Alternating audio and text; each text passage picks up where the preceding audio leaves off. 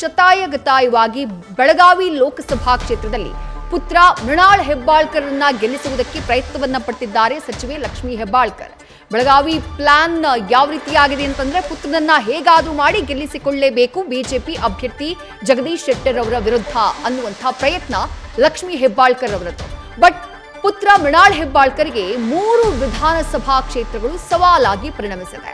ಆ 3 ಕ್ಷೇತ್ರದ ಮತದಾರರ ವೋಟ್ ಮೇಲೆ ನಿರ್ಧಾರವಾಗುತ್ತೆ ಅಭ್ಯರ್ಥಿಯ ಸೋಲು ಗೆಲುವು.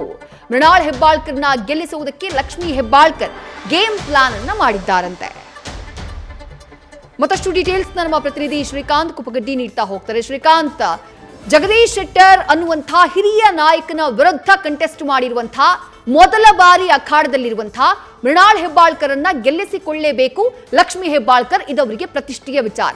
ಬಟ್ ಆ 3 ವಿಧಾನಸಭಾ ಕ್ಷೇತ್ರಗಳು ಸವಾಲಾಗಿ ಕಾಡ್ತಾ ಇದೆಯಂತೆ. ಹಾಗಾದ್ರೆ ಆ 3 ವಿಧಾನಸಭಾ ಕ್ಷೇತ್ರಗಳು ಯಾವುವು, ಹಾಗೆ ಯಾಕೆ?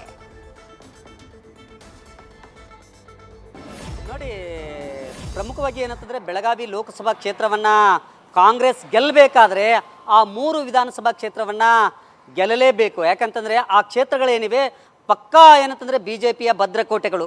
ಅದರ ಜೊತೆಗೆ ಏನಂತಂದ್ರೆ ಪ್ರತಿಷ್ಠಿತ ಘಟಾನುಘಟಿ ನಾಯಕರು ಪ್ರತಿನಿಧಿಸ್ತಕ್ಕಂಥ ಕ್ಷೇತ್ರಗಳು.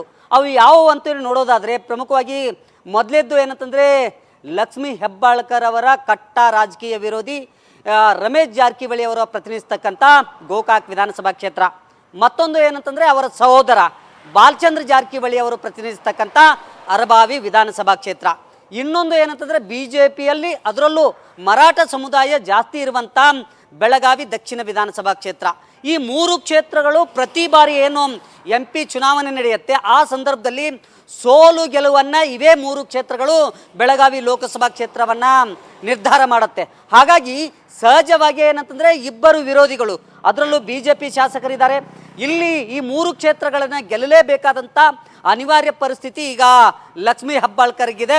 ಈ 3 ಕ್ಷೇತ್ರಗಳು ಈಗ ಲಕ್ಷ್ಮೀ ಹೆಬ್ಬಾಳ್ಕರ್ ಅವರಿಗೆ ಸವಾಲಾಗಿ ಪರಿಣಮಿಸಿದೆ. ಹಾಗಾಗಿ ಕಳೆದ 3 ದಿನಗಳಿಂದ ನಿರಂತರವಾಗಿ ಲಕ್ಷ್ಮೀ ಹೆಬ್ಬಾಳ್ಕರ್ ತನ್ನ ಮಗ ಮೃಣಾಲ್ ಹೆಬ್ಬಾಳ್ಕರ್ ಏನಿದ್ದಾರೆ ಅವರ ಜೊತೆ ಏನಂತಂದರೆ ಅರಬಾವಿ ಹಾಗೆಯೇ ಗೋಕಾಕ್ ವಿಧಾನಸಭಾ ಕ್ಷೇತ್ರದಲ್ಲಿ ಬೀಡು ಬಿಟ್ಟು ಪ್ರಚಾರವನ್ನು ನಡೆಸ್ತಾ ಇದ್ದಾರೆ. ಶತಾಯಗತವಾಗಿ ಅಲ್ಲಿರ್ತಕ್ಕಂಥ ಲಿಂಗಾಯತ ಮತದಾರರನ್ನ ತಮ್ಮತ್ತ ಸೆಳಿಬೇಕು ಅನ್ನೋ ನಿಟ್ಟಿನಲ್ಲಿ ಪ್ರಯತ್ನ ಮುಂದುವರಿಸಿದ್ದಾರೆ.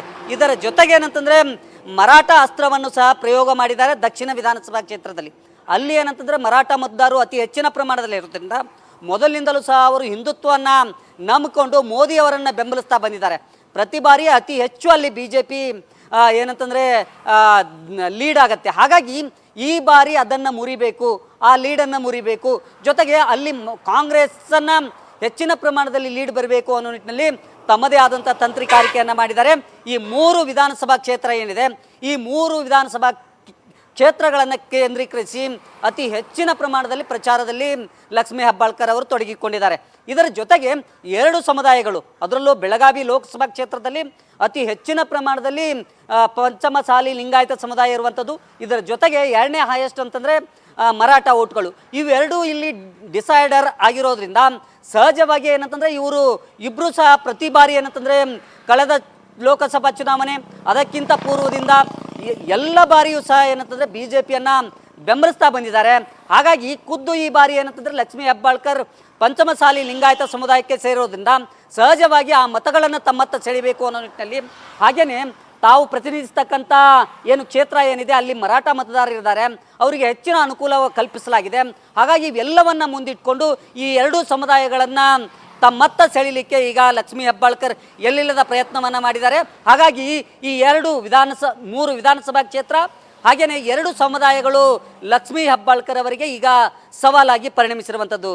ವಿದ್ಯಾ, ಥ್ಯಾಂಕ್ ಯು ಶ್ರೀಕಾಂತ್ ತಮ್ಮೆಲ್ಲ ಡೀಟೇಲ್ಸ್ಗೆ. ನ್ಯೂಸ್ ಫಸ್ಟ್ ನಿರ್ಭೀತಿಯಿಂದ ನಿಮ್ಮ ಪರವಾಗಿ.